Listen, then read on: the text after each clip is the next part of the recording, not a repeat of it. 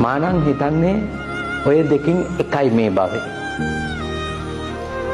එක්ක ඉවර වෙන්න ඕන මේ සසරේ නැවත උපදින එක. ඉවර කරගන්න බැරි වුණොත් අඩුම තරමේ සෝතාපන්න ඵලයවත් අවබෝධ කරලා මැරෙන්න ඕන. එතකොට සහතිකයක් තියෙනවා සතර අපායක ආයෙත් උපදින්නේ නැහැ කියලා. හිතන්න. නිරයකට වැටුණා. අටමහා නිරයෙන් එකකට වැටුණා. പ്രേත විශ්ේ ඉපදුණා. ආයේ මනුස්ස වගේ හොඳ ආත්මයක් ලබන්න කොච්චර කල් යනවද? ශාන්තයර ජිග්ගල සූත්‍රයනේ. ජිග්ගල සූත්‍රය. භාග්‍යවතුන් වහන්සේ දේශනා කළානේ කන කැස්පෑවෙක් වියසිතුරින් අහස දකින්නවා වගේ අතිශයින් දුර්ලභයි දුගතියේ ඉන්න කෙනෙක් සුගති භූමියකට. කියන්නේ අර මේ ගොවියෙක් සීසාන්න පාවිච්චි කරපු වියගහක් නේද?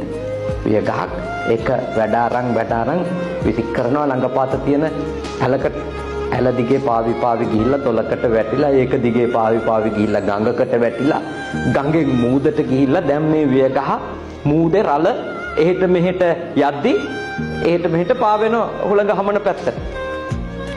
ඔහොම තියෙනකොට අවුරුදු 100කට එක වතාවක් මූදු පත්ලේ ඉඳලා උඩට එන කැස්බෑවක්. කැස්බෑවෙක් කියන අවුරුදු 100කට සැරයයි උඩට එන්නේ.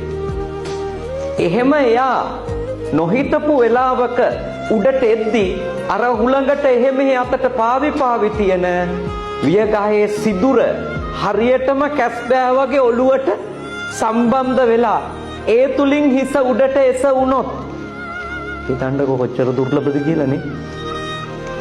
එන්නේ අවුරුදු 100කට සැරයයි. ඒ අතරේ එතනම එන තැනම තියෙනවත් නෙවෙයි මේ වියගහ.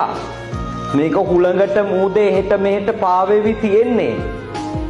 හරියටම මේ ටික ඔක්කොම එක්කහු වුණොත් ඒක මොන තරම් දුර්ලභ අවස්ථාවක්ද කියලා හිතන්න.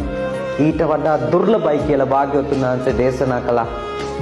දුගතියක ඉන්න කෙනා සුගතියකට ලැබිච්ච අවස්ථාව නම් අවුල් කරගන්න එපා. ලැබිච්ච අවස්ථාව අවුල් කරගන්න එපා. ලැබිච්ච අවස්ථාව විනාශ කරගන්න එපා. අපි කියමුකෝ මාර්ගඵලයක් ලබා ගන්න බෑමයි කියලා. අඩුම ශ්‍රද්ධාව සීලය හරි පිහිටුවාගෙන මැරෙයි. අඩුම ශ්‍රද්ධා සීල ගුණ හරි පිහිටුවාගෙන මැරෙන්න උත්සාහ කරා. අපිට මං හිතන්නේ මේ සසර ගැන කලකිරෙනවා නම් මේ සසර ගැන බය හිතෙනවා නම් බය හිතෙන්න ඕනෑවටත් වඩා දේවල් අත්දැකීම් විදියට අත්විඳ જાතියක් අපිනේ.